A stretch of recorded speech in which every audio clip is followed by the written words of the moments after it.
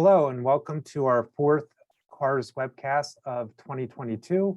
My name is Brad Bell. I'm the William J. Conaty Professor of Strategic Human Resources here in the ILR School at Cornell. I also serve as the Director of the Center for Advanced Human Resource Studies. And it's my pleasure to have all of you joining us today for a discussion around return to the office, early lessons learned. In recent months, a growing number of companies have begun to implement their return to office plans, while other companies have had workers back in the office for some time. Regardless of where companies are at on their return to office journey, the process has been an adjustment for both companies and workers, and also not always a smooth one. Daily, we encounter conflicting views of whether, when, or even how companies should be implementing return to the office plans, and recent work and reports suggest that management and workers often have opposing views on the necessity of returning to in-person work. Within CAHRS, we decided to hold a recent working group to really explore this topic and to understand where companies are at on their journey in the return to the office, to have them share some of their early lessons learned, to learn about strategies that they're finding have been successful or perhaps less successful in terms of facilitating this transition back to in-person work, as well as to look ahead to think about what might be some of the challenges and opportunities that we'll see in the future in this space. Over the next 30 minutes or so, I'll be sharing some of the key findings that emerged from this work and explore some of the implications for return to the office efforts. I really hope that during today's webcast that you actively engage and participate, and there's two ways to do that. The first is would love to have you submit your questions throughout today's presentation, which you can do using the Q&A feature within Zoom. So at any point during the presentation, feel free to click that Q&A button and submit your questions. I'll be monitoring the Q&A throughout the session and may field some of those questions as we go along, but have also left some time at the end to hopefully answer and respond to some of those questions. In addition, I would encourage you to use the chat function to share your own experiences with other attendees, to talk about, how do our findings line up with what you're seeing in your own companies, as well as to share your insights around things that you've been seeing that have been working well around return to the office. A scan of recent headlines kind of highlights the differences in kind of views and perspectives that exist across companies, employees, and other stakeholders around this topic of return to office. As these particular headlines capture from, over the summer, just up to a couple weeks ago, that, companies are really at very different mindsets around the kind of necessity and importance of return to the office. On the one hand, we see some companies really kind of pushing return to the office with the message that that's really important for getting work done and having a productive kind of organization and workforce, whereas other organizations have more openly embraced the idea of remote work as really the kind of future of work. We see that among companies like Yelp, who have recently announced plans to close some of their offices due to this transition and more formal adoption of remote work. Certainly, we're seeing differences or divergent opinions among employees as well. We know that from a variety of different surveys and reports that there is significant variability across employees in terms of their desire around specific work arrangements. Certainly, most surveys suggest that employees are looking for perhaps more flexibility than they had pre-pandemic, but at the same time, we know that there's workers that would prefer to be in the office more and others who would prefer to work from home more regularly. We're also seeing, as these headlines highlight, very different views around, who is remote work kind of benefiting or maybe hurting from a kind of productivity standpoint. We see kind of arguments around maybe hybrid work is going to have a disproportionate impact on marginalized groups, but on the other hand, it might also benefit workers who have, certain kind of personalities or styles of working. And again, we see from some of these headlines, some of the tension that exists between workers as well as employers in terms of acceptance of return to the office plans. And lastly, we're also seeing, other stakeholders weigh into this. As these headlines highlight, we're seeing governments, both at the national and more regional level, weighing in on the importance of return to the office. We're seeing real estate, interests obviously are concerned about what this is going to hold in terms of the real estate kind of footprints of organizations. And I had to include this last article from Vending Times that kind of highlights the remote work, and these return to office plans might, even impact coffee service. So clearly there's a lot of different stakeholders. They're kind of involved in this debate around remote work. And I think what these headlines again show is really the divergence of opinions and perspectives that currently exist in this area. And again, our CAHRS, working group is really aimed at cutting through some of this noise that exists and to really drill down on in terms of understanding, what companies have been experiencing and how that is informing how they're thinking about return to the office going forward. Specifically, we asked participants in the working group to share some of the lessons learned so far and whether some of those lessons have prompted changes to their return to office policies and practices. We also asked participants to share some of the strategies that they've been trying within their organizations and to talk about the success or perhaps lack thereof of those strategies for facilitating a smooth transition back to in-person work. And lastly, we kind of took some time to think ahead and to speculate on how return to the office may continue to evolve and what some of the challenges may be as we continue down this road. What we heard in that meeting was, I believe, a kind of good summary of the current state of return to office across our CAHRS partners. And earlier this week, an article in the Wall Street Journal reported that office use recently just hit a pandemic high. Based on security swipes data from September 8th to the 14th, office use on average was about 47.5% of early 2020 levels in 10 metropolitan areas. Midweek levels were actually even stronger, with about 55% of office occupancy on Tuesday and Wednesdays during that period. And what the article kind of concluded was that, given lower infection rates, as well as maybe the increasing uncertainty around the economy, that employers are becoming more emboldened in terms of really pushing employees to return to the office. Our working group, however, suggests that there continues to be, again, a lot of variety around both the kind of timeline as well as the intensity and scope of companies' return to the office plans. Some companies have had their employees, or most of their employees, actually back in the office for over a year, or in some cases even longer. Whereas other companies talked about how they were just recently launching some soft openings of some of their offices and had plans later this fall to push for more full-scale return. Similarly, in terms of the intensity or scope of this return to the office, many companies did share that they plan to adopt a hybrid model where, most employees would be back in the office 2 or 3 days a week. But on the other hand, some companies plan to bring almost their entire workforces back to the office on a regular basis. And others reported that they plan to have employees in the office only, occasionally or on ad hoc type situations, really on an as needed basis. So again, we see companies at very kind of different points of maturity, so to speak, in terms of return to the office, but also very different points in terms of where they see return to office going in terms of its coverage of their workforce and how frequently they expect employees to be back in the office. Although there's all of this variety, we did uncover one common thread, which is regardless of where companies are at and what they've been experimenting with, most did report that so far their office occupancy rates have been below target levels.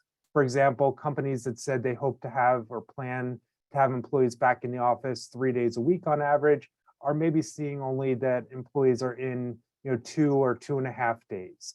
So in general, what companies have been seeing hasn't quite gotten to the level that their plans have anticipated. Overall, most companies reported that these efforts have achieved mixed success. In some cases, they've seen some kind of early wins, but also these efforts have revealed some key challenges, which really seem to fall into three main buckets. The first is around getting leaders on board. The second is around getting employees on board. And the third is about addressing potential equity issues that might arise as these hybrid plans are rolled out and we start implementing return to the office. So let's take a moment and examine each of these issues in a bit more detail and how companies are experimenting with addressing each of them. As alluded to by some of those headlines I shared just a minute ago, leaders often possess divergent views on remote and hybrid work, which is complicating companies' return to office plans. On the one hand, there remains a segment of leaders that are resistant to the idea of any remote and hybrid work, and so really are pushing for full-scale return to the office. On the other hand, there's leaders that are very supportive or might be considered proponents of remote work, and in fact are hesitant to come back into the office themselves. And so, which is making it difficult for companies to kind of compel employees to come back if they're not seeing their leaders or managers modeling the same behaviors. So far, companies have adopted a couple solutions to these efforts, really to try to get leaders more on board. The first is that many companies are trying to leverage data really to convince leaders and to get their buy-in. One company, for example, shared that they did a pilot of a new hybrid work arrangement and were able to show that more time on site was actually positively correlated with key performance metrics, employee engagement, net promoter score, and even kind of profit in sales. This type of data is viewed as really compelling in terms of making a strong argument to leaders about the importance of return to the office. The challenge is that often this data is not readily available or easily accessed. So many companies are also trying to kind of look externally and benchmark what competitors are doing. For example, looking at other companies in their industry, what are their return to the office or future work plans, as a way to kind of see how the company's practices compare and what that may mean in terms of competitively recruiting talent or retaining talent. Second, we're seeing companies trying to engage leaders to help architect the agenda for the future of work. The idea here is really to get their input and buy-in early into the process rather than waiting to the implementation stage. And these efforts seem to be most effective really when they've been facilitated by members of the top management team. In other words, other senior leaders leading these discussions, getting their input and buy-in, rather than it being initiated by the HR leadership. And a final approach that some companies have taken is to really give leaders more autonomy in deciding where, when, and how their teams get their work done. That is, rather than forcing all leaders to conform to a common model or approach, they're allowing leaders to decide what works best for their team and to engage in a negotiated process with their followers. And this approach seems to be highly effective when there is significant variability in obligations and needs across different roles and functions. It allows for more kind of customized work arrangements that really fit the needs of different work groups or individuals. I saw one question come in, which is, will the slides be shared? Yes, we'll be sharing these slides out with you after today's session, along with a recording of this webinar. So we really encourage you to further share it with any colleagues or team members who might be interested in this topic as well. Please do submit other questions or thoughts that you have. We'd love to see those as we continue on. Also, employees can be a challenge to get on board. As I highlighted earlier, the differences of opinions that employees have about return to the office. Some employees we know are really eager to get back in person. Other employees are really pushing to remain fully remote. And in between these two groups, there are a lot of individuals that see the value in returning to the office, but may be reluctant because of a variety of personal reasons. Arranging childcare. There may be concerns about the time or cost associated with their daily commute, for example. And so again, companies are taking specific steps to try to get employees on board with some of these efforts. One of which is to really better understand employee preferences and concerns by engaging in regular listening sessions. And where possible, trying to use those sessions to identify actions that can be taken to eliminate or reduce certain barriers.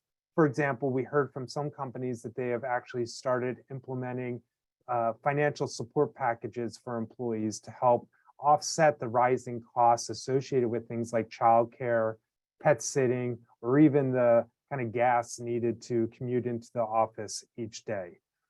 A second strategy is to highlight connections between return to the office and the organization's culture. In other words, to really highlight why is it important for employees to be back in the office? What does this mean for the organization's culture and ultimately its success? For example, some companies have started to emphasize the importance of purposeful interactions, meaningful collaboration for building and maintaining a strong culture, and are even going a step farther in terms of training managers on how to identify when that in-person interaction is really necessary and maybe when it's not, when things can be done effectively remotely. Probably the most common strategy we heard across companies was trying to tap into employees' fear of missing out, or FOMO. For example, companies are engaging in more on-site networking, social events. They're holding town halls that are in person only, really as a way to try to pull employees or incentivize employees to come back in the office. What we heard across the participants in the session, however, was it's great to have food trucks on Wednesday or to have special events, but really what's going to entice employees back to the office is when they see and understand the value of those more informal connections with colleagues.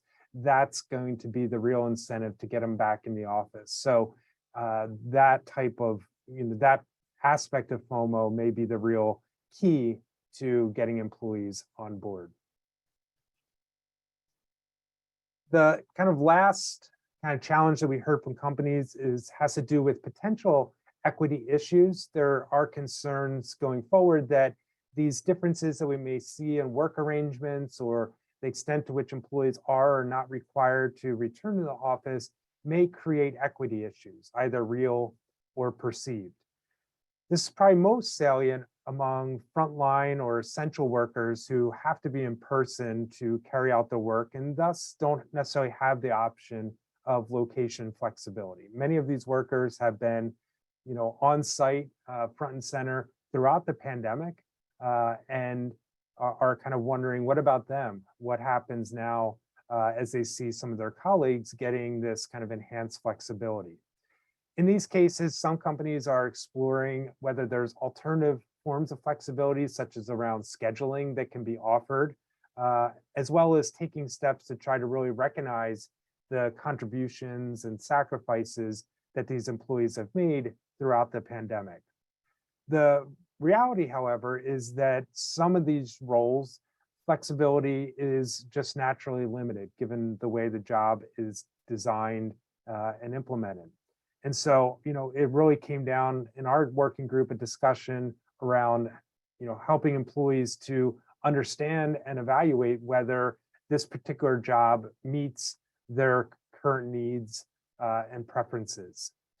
And that really relates to the second solution, which is around increasing transparency and communication about return to the office plans and policies, as well as really being clear about the reasons behind them. This allows employees to have a clear idea on what the expectations will be going forward, as well as to really understand the rationale that exists behind these policies, which again aids them in evaluating how the job and ultimately the organization in many cases meets their own needs and circumstances. Obviously, the return to the office situation remains incredibly fluid. And as we look ahead, there are a number of unknowns that we'll have to continue to navigate.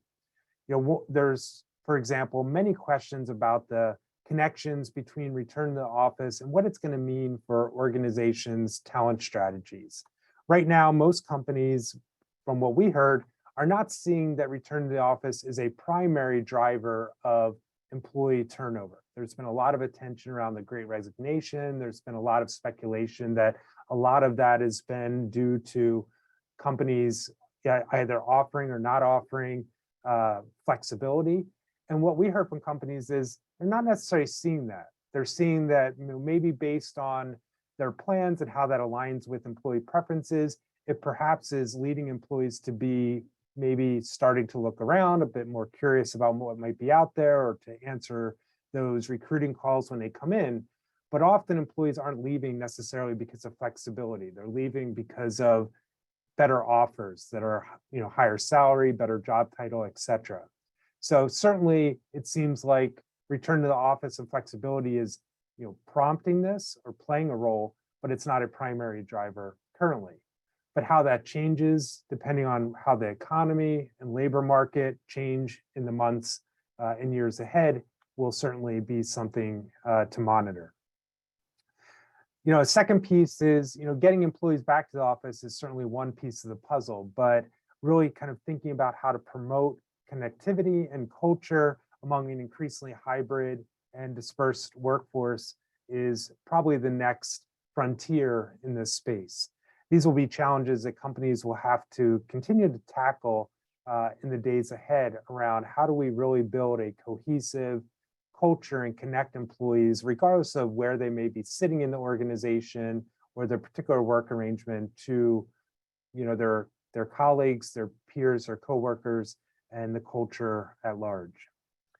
And finally, while it's again great to get leaders on board and kind of bought into these efforts, we also need to make sure that they're equipped to manage and lead in this new environment. And certainly there's a lot of efforts underway across different companies in terms of building that managerial capability for leading in a remote and hybrid world. If you're working in the space and interested in this topic, I just wanted to highlight another upcoming CAHRS event that may be of interest to you. My colleague Rebecca Kehoe will be leading a virtual working group on November 3rd, specifically focus on this topic of how do we foster connection, community, and culture in remote and hybrid workplaces. So if this is of interest to you, would encourage you to visit our CAHRS website at cahrs.ilr.cornell.edu, where you can learn more about this event and register to attend. And again, please feel free to share this with other colleagues at your organizations that may be interested in this topic as well.